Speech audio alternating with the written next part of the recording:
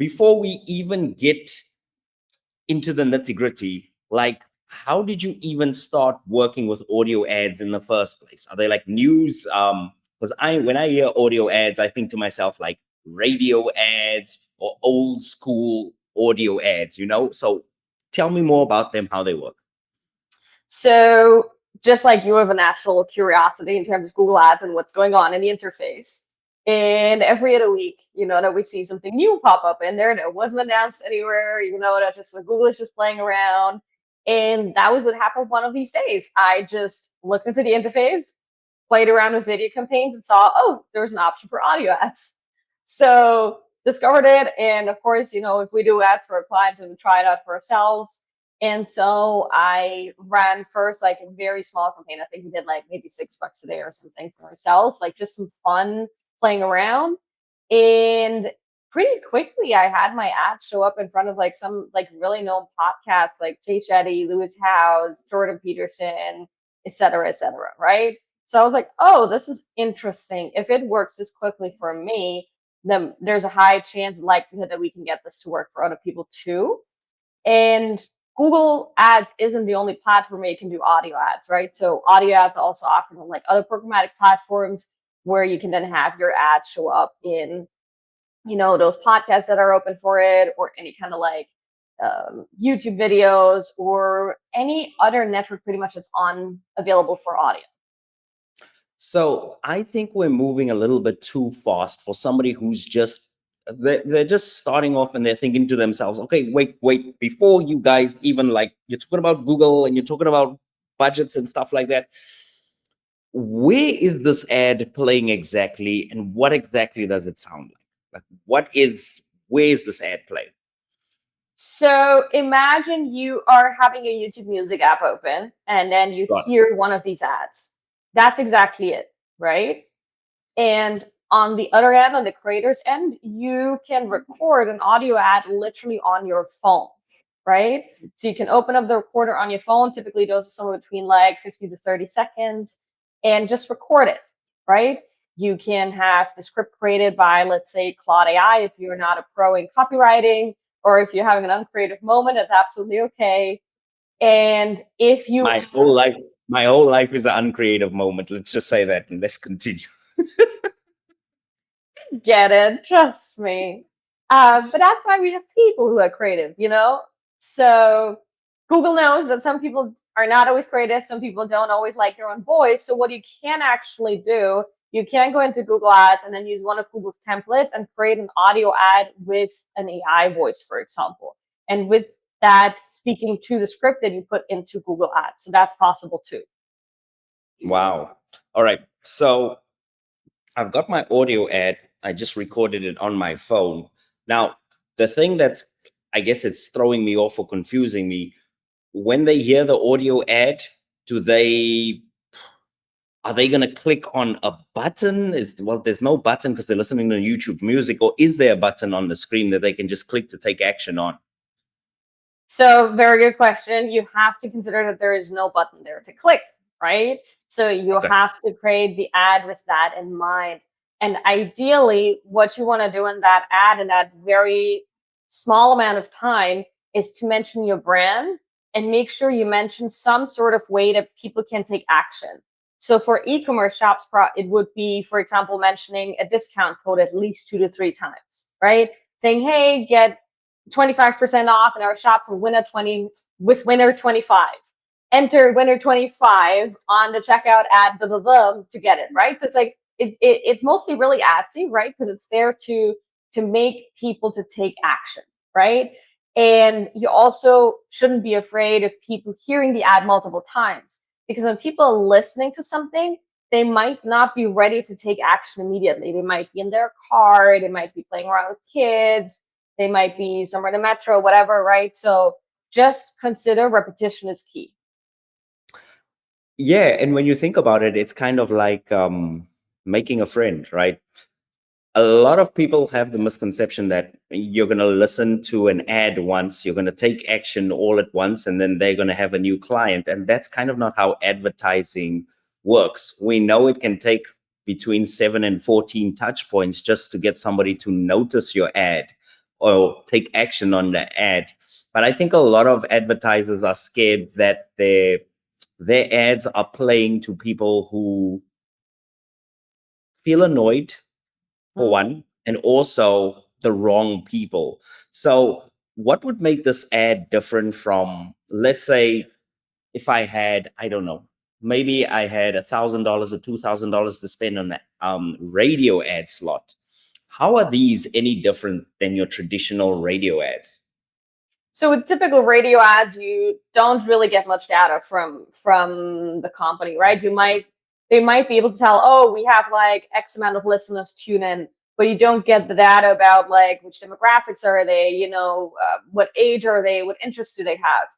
And so if you use Google Ads gives you all that data, right? How old were they? Which household income do they have in certain countries?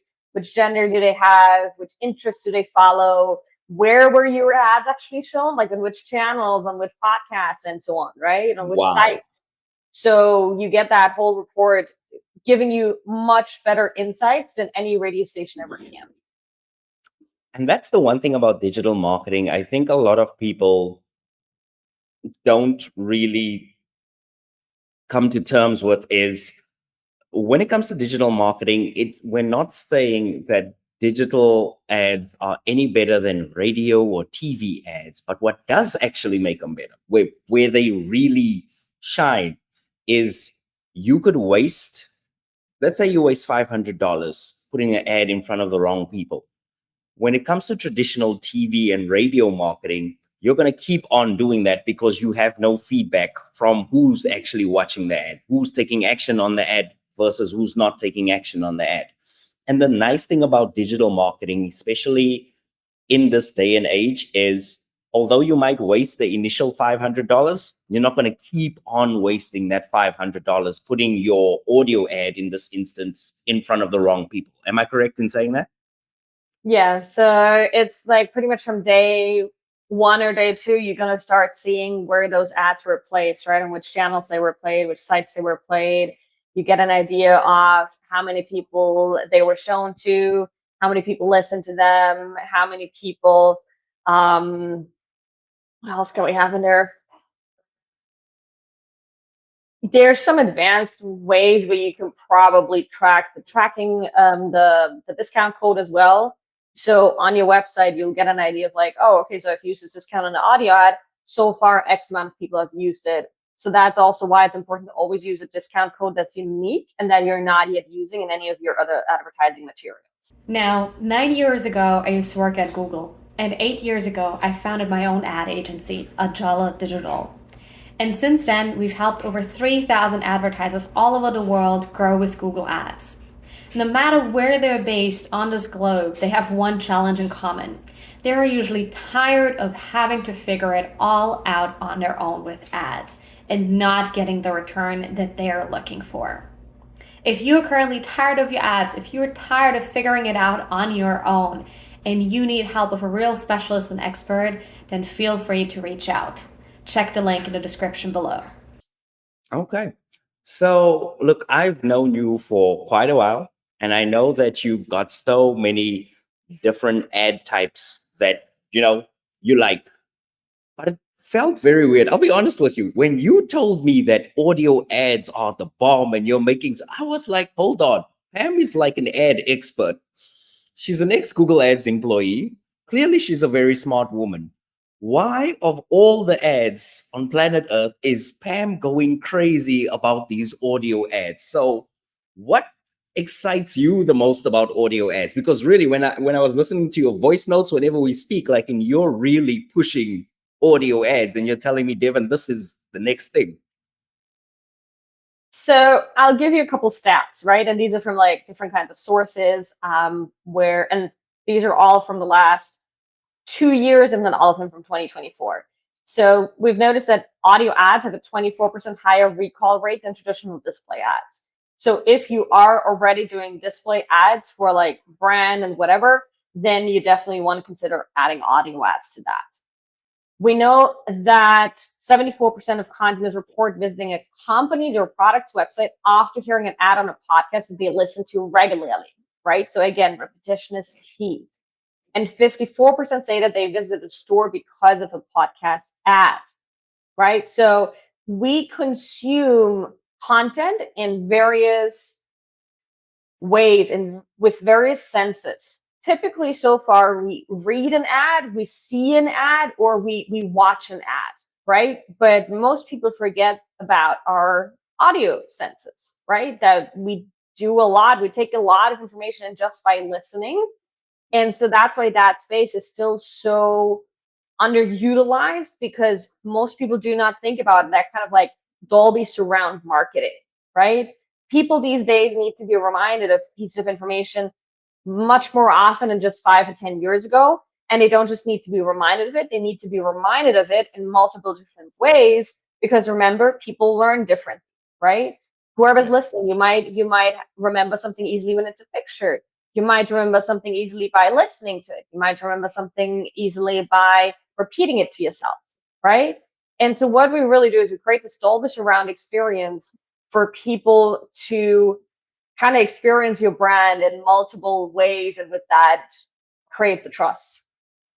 That's crazy. You make it sound like the person's actually surrounding that person with themselves, but that's exactly what they're doing, right? So, to give you guys a real example of this, right? You're listening to me and Pamela speak right now. You might be on Spotify, you might be on Apple Music, you might even be on YouTube, but you will experience some of Pamela's best information maybe on her LinkedIn feed, right?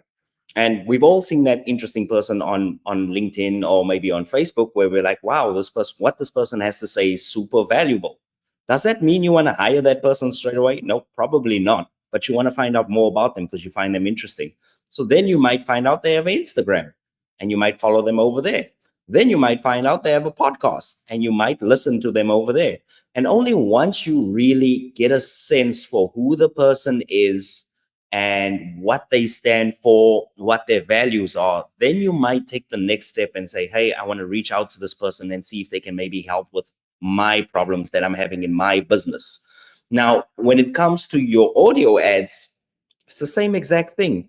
It's just another way, another touch point where somebody can basically discover you and find out that, wow, you are really the company that they want to work with. Yeah, and maybe you can even share a little bit more about it, because I know you have worked with a lot of people that shared with you that, hey, I checked you out on this platform and this platform. I've been following you for a while, right? Like, and they have consumed your content multiple ways. So maybe you can speak a little bit to that as well, so people understand better what that actually means. Yeah, so you have to remember something, and I think this is an unrealistic expectation that most business owners have, is nobody's going to fall in love with you at first sight all the time. It might happen, but somebody is going to take their time to get to know you. Now, some people are very impulsive. They see what you sell, they see your product or they see your service, and they want to sign up straight away. They don't want to think about it. They don't want to do any research. They just want to sign up. They just want it in their life straight away. However, you get people like my girlfriend, Maria. Now, we are currently looking for furniture because we just moved down to Cape Town. So we're looking for a futon bed, one of those Japanese folding beds. And my girlfriend Maria is looking all over the show. She's visiting every single online store and she's really trying to find what the best one is. And I'm like, Maria, it's just a bed. It's just a bed. Don't worry about it. We'll buy it. And even if we buy the wrong bed, trust me, we'll live and we'll just go and get another bed. We can just return it, you know?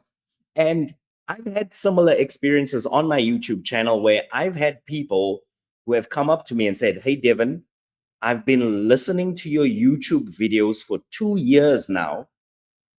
I'm finally ready to buy your course.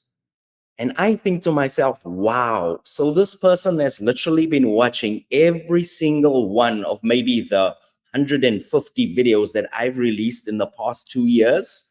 And only now they've come to a position where they're ready to buy. This is also why marketing is a marathon and not a sprint. You can't just market for 2 weeks and say, you tried it, you tried ads, they don't work, moving on to the next thing. It's a marathon, because what happens is your marketing efforts, just like my YouTube videos, they compound over time. Mhm. And that's the beautiful thing about marketing. Yeah, absolutely. So it's playing the long game, right? And Simon Sinek talks a little bit about that, or a little bit alive, the infinite game, right? Where you don't play the game to win, you play the game to oftentimes outlast your competitors, right?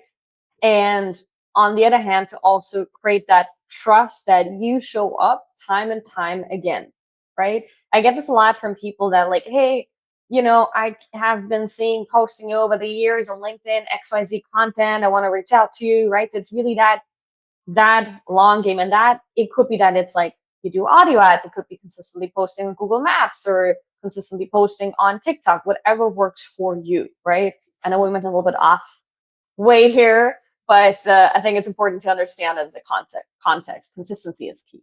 Yeah, and you know what? I want to actually stay out of the way here, and I just want to touch on something really because I'm with Pam. I mean, this is fun, man. I miss having these talks with you.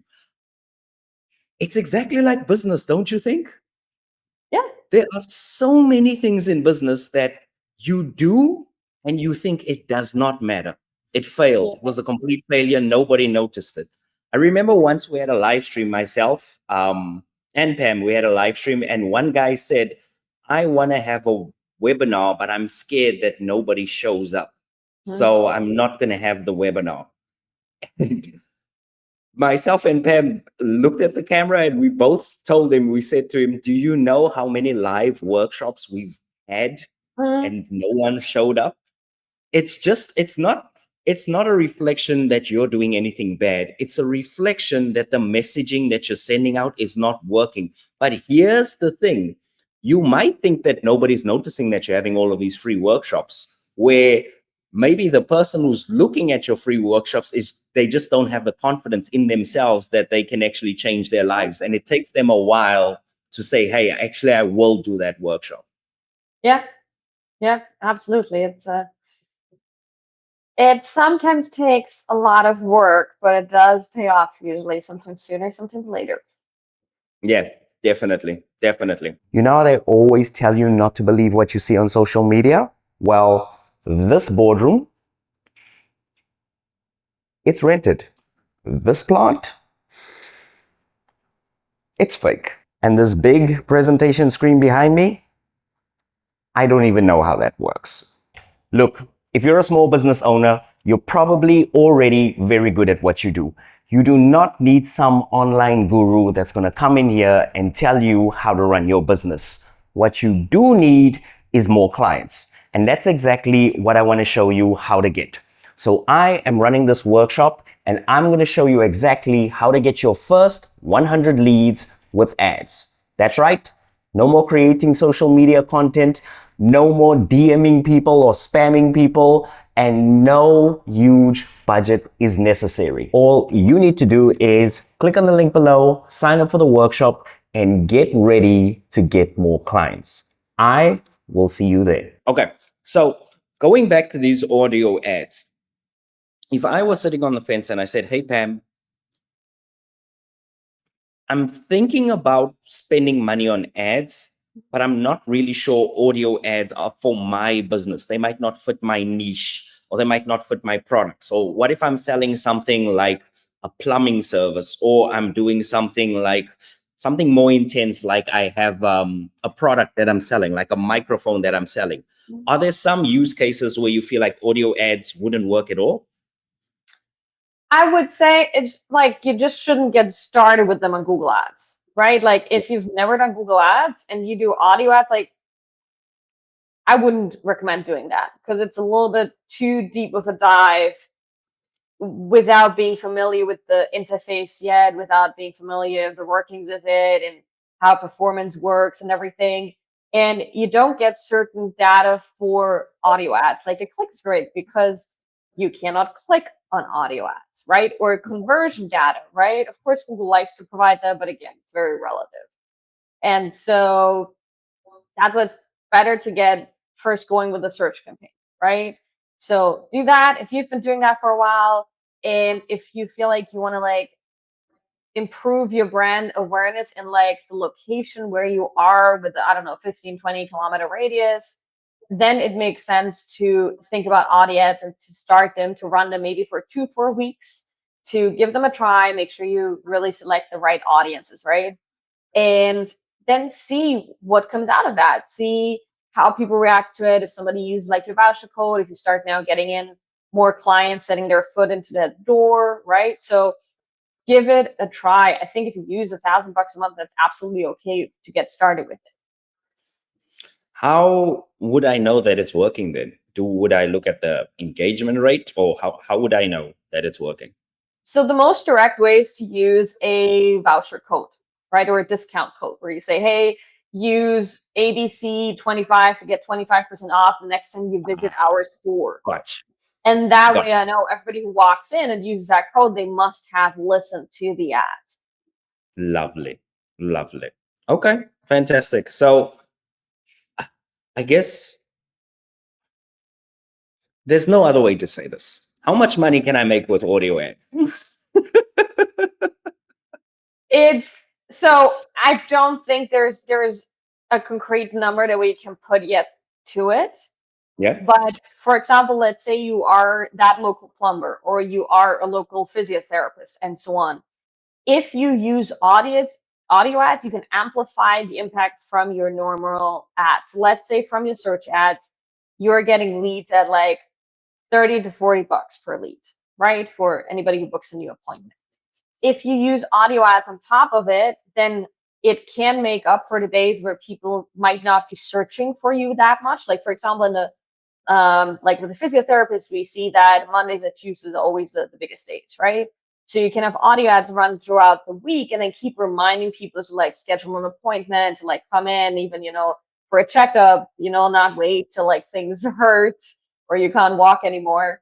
So it's more like evening out your leads and making sure they come in more consistently, even when there's like seasonal changes, any kind of like downtimes, whatever, due to production, whatever. So it does accelerate and elevate the return of investment you get from your ad spend. So if I'm understanding you correctly, if you're going to do this for the very first time, it is better for you to go and set up a Google search ad first, because that's a far more direct way for you to get clients, and there's more touch points that you can easily measure. But let's say you already have your search ads set up, you already have your display ads going, and now you want something to complement those ads. This is where you can add these ads in.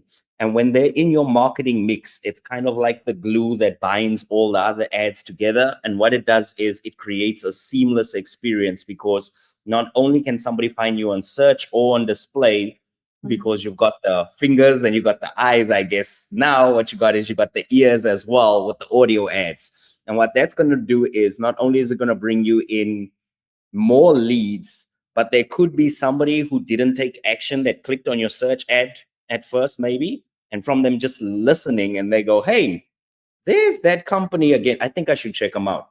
And that's where you get your lead, where you might as well, you could have never got that person. Yeah, absolutely. I think it's understanding that people almost suffer from an information overload these days. And just because somebody hears something once does not mean that they're going to act in it or that they're going to remember it. They might need to hear it also in different contexts, right? They might need to hear it once at home, once at work, once they're on the way back from work, on the way to the supermarket, right? Or maybe let's say you're selling a tea product, right? And you have it now in a bunch of different retail stores. Well, then you want to make sure that people hear your audio ad while you're at the retail stores when they're shopping there, right? Yeah. So it will be like, hey, this is Max from Cape Town. We recently launched this amazing rooibos tea that you have never had in your life yet. And support a local business, give it a try. It's called ABC Rooibos. It's available at XYZ supermarket, right? So here's the thing. If I'm listening to this, I think a big holdup for a lot of people is, but Pam, Devon, I'm not a big business. Like, those audio ads are for the massive businesses. They need like a professional voice actor and stuff like that. if you could talk to somebody like that and say to them, hey, audio ads are for you, can you give them solutions to sort out their two big pain points, which is pain point number one, I don't like my own voice, so I know other people are not going to like it Yeah. if I do an audio ad. And pain point number two would be something like, I don't have a massive budget to spend on these types of ads. In fact, I'm just trying to get leads. So yes, I do understand what you're saying, but I don't know if I'm going to get a return on investment, even if I do just dedicate $10 of my $100 per day budget to the specific type of ad. Yeah, so remember that authenticity these days is key, right? So that's why you don't want to use voice actors. And it might even be more memorable for people to use your own voice, even if you find flaws in that, even if you find that you're not the perfect speaker and so on. You just practice it, right? Yeah. And you just give it a go, you test it. So what we typically do is we always test human voices versus the AI generated voices, because you can generate audio ads with AI on Google Ads or in Google Ads when you're setting up your campaign. Okay. And both always perform more or less the same, right? So you can opt in to say, you know what, I'm gonna get over that perfectionism. I'm gonna accept my voice for what it is, and I'll just do it. Or you can say, you know what, I'm gonna play around with these AI voices, right? Now it could be now to say, oh, but I don't like them. Yes, it is what it is, right? So that's why I'm like, you can't make these decisions based on emotions here. You got to take that step. And even if it's like, even if it's a small business, again, let me go back to like, let's say an acupuncturist, right? If you spend $1,000 on that a month, it's much better you spend $1,000 on audio ads than on spending them on like radio or traditional TV, because you're not going to get the same data. You're not going to get the same feedback. You're going to have to wait. You don't have the flexibility. Like in Google Ads, I can just replace an audio ad every day if I wanted to. It's not what I'd recommend. But if you say after a week, oh, I just got another idea, I just want to record a new set of ads, you can just put them up, right? With like normal radio TV ads, they might not even allow you to add another ad, or it might cost extra, or it might take 2 weeks for them to upload it. So you just have a lot more flexibility, and with that, you get a lot more bang for your buck if you do Yeah. it like Google Ads. Yeah, definitely. I agree with Pamela 100%. And I think sometimes what we do is we talk ourselves out of opportunities every day.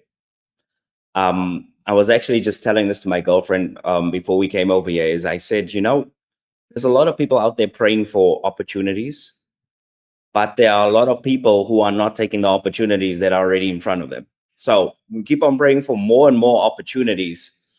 And the one thing that I always notice about my students is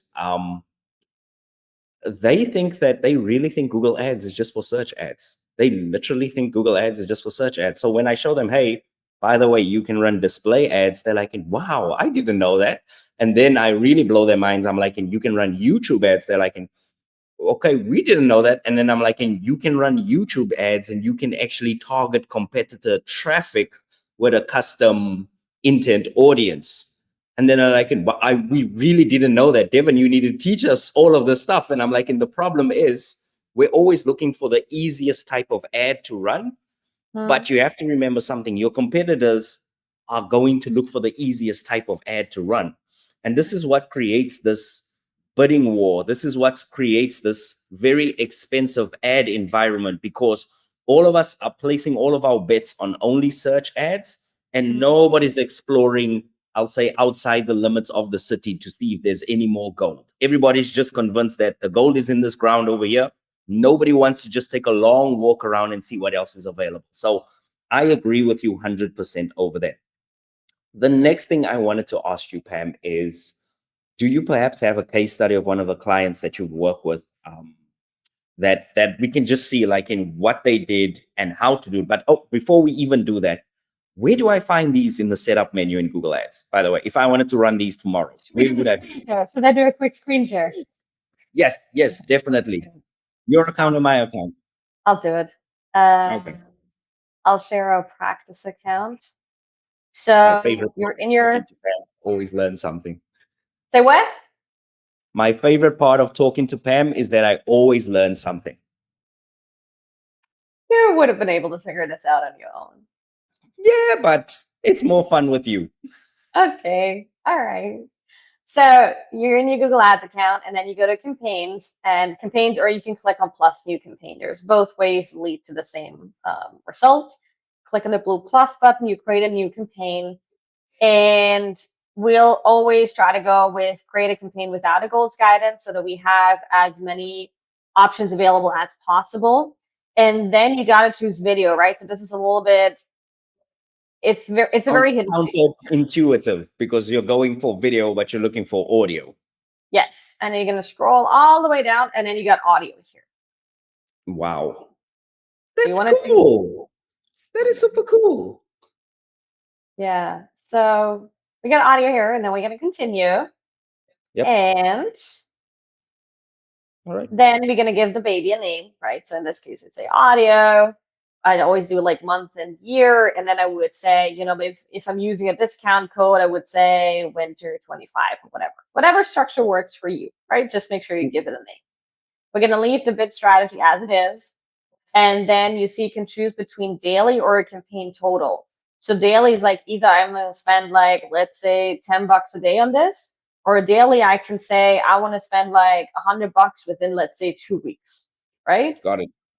Typically, we try to leave it, or we keep it at an ongoing budget, like a daily budget, because we want to see kind of like what are going to be the results from this, and if we want to use it on a more long-term basis. But if you say, hey, I got like this promotion coming up, let's say for Valentine's Day, and I want to spend my budget as quickly as possible and show my ads to as many people as possible, then you'd use the campaign total and say, hey, I got like $1,000. I'm gonna give it 2 weeks, but I really want to make sure it spends as quickly as possible. Lovely. Lovely. Absolutely lovely. And then you just upload your ad and you're done. That's a very fast, short cut. Yes. We typically remove the video partners. So I want to make sure it only shows on YouTube, right? Okay. Choose your And by the way, location. that option is actually tickable. You can actually untick that box. So that's good. Yeah. So with other campaign types, you cannot choose or tick these boxes. So if any of these options cannot be ticked or unticked, you just have to use another campaign type if it's for video ads. But here, of course, there's only one audio sub campaign type, so you just have to run with whatever you find here. I love that. I love that. Absolutely love that. Cool. I think they can find their way from there. I think they Let's can do pretty that. much find their way from there. Yeah. Wow. Thank you. Thank you so much for that. I appreciate that. You're welcome. Cool. Now, before you dive into the case study, is there anything else that you want to add that I might not be thinking about to tell our listeners about these audio ads?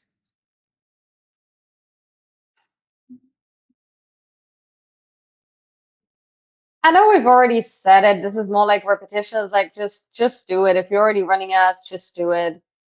You've nothing to lose. The only thing you gain is like increased brand visibility. So if you like, that's the worst case scenario if you don't get any sales at all, right?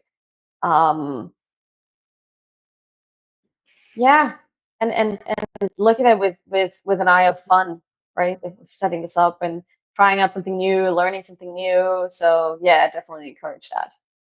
Yeah, and I promise you this, it sounds like it's not fun, always spending money on ads, but trust me, it can be a lot of fun as long as you're creative, as long as you are creative in the way that you advertise. If you're not creative in the way that you advertise, then it is going to feel boring and it is going to feel stressful.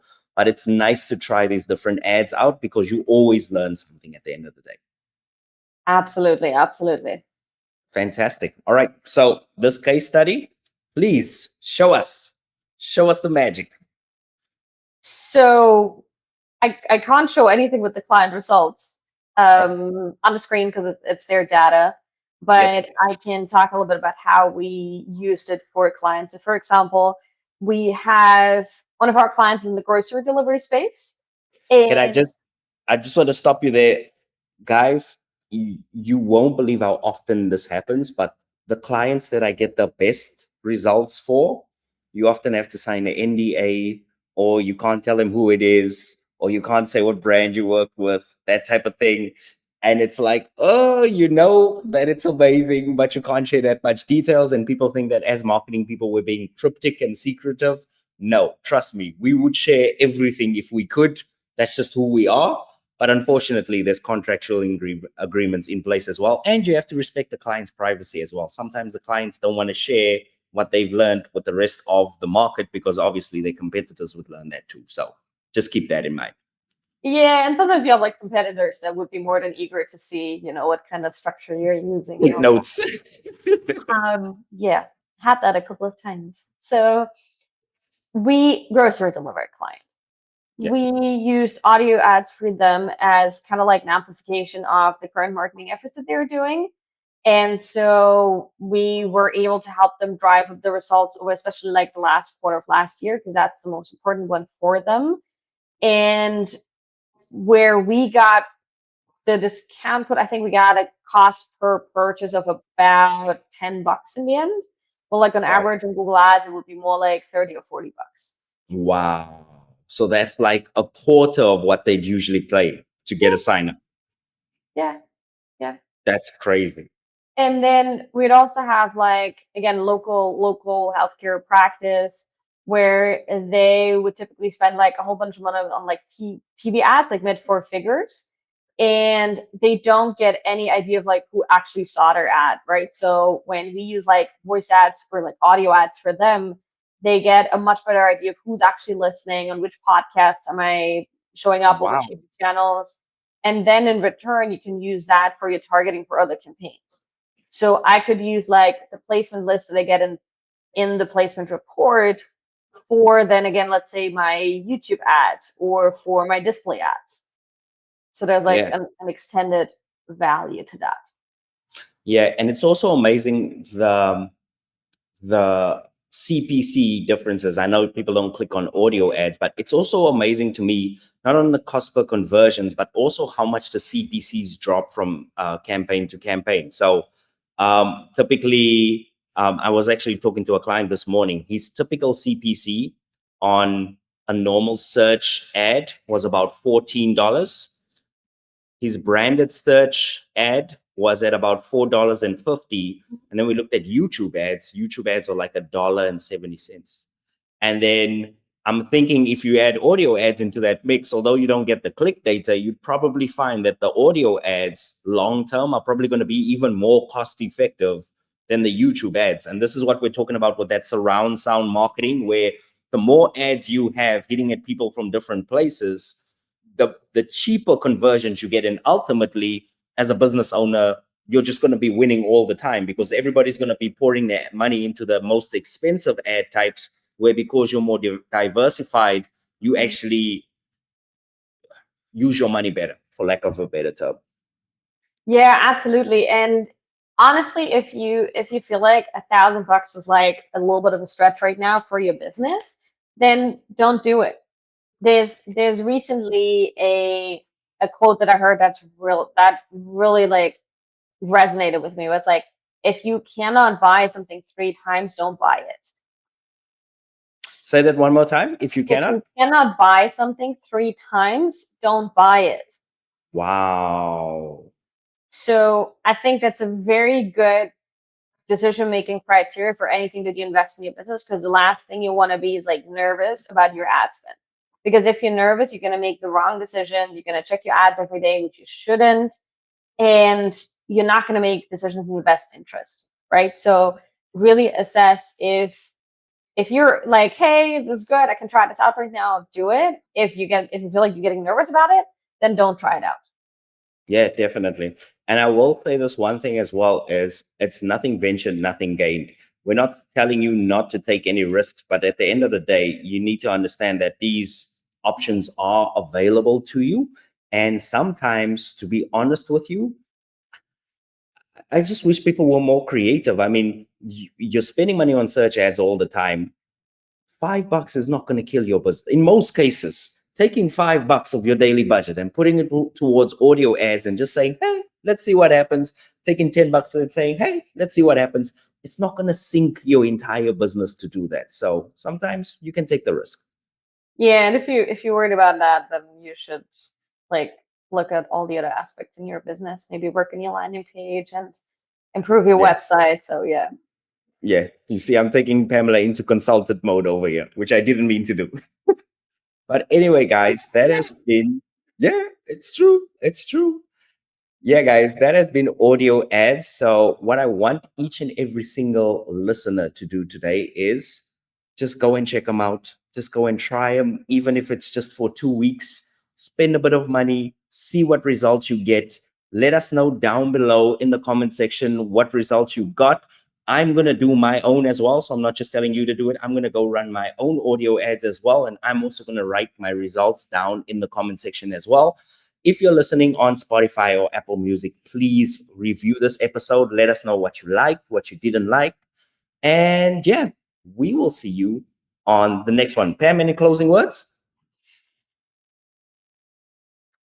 Just give it a try. Try something new. I think this year is a really, really good year to try something new. So, and we're here to help you, right? So, post your comments and your questions in the comments. We're here to respond. We're here to help, and we look forward to seeing what you guys are up to with audio ads. Thank you so much for watching this episode. Be sure to like and subscribe. And I've got a whole playlist in case you've missed the previous 2 podcast episodes, and I'll put them over here. I will see you on the next one. Peace.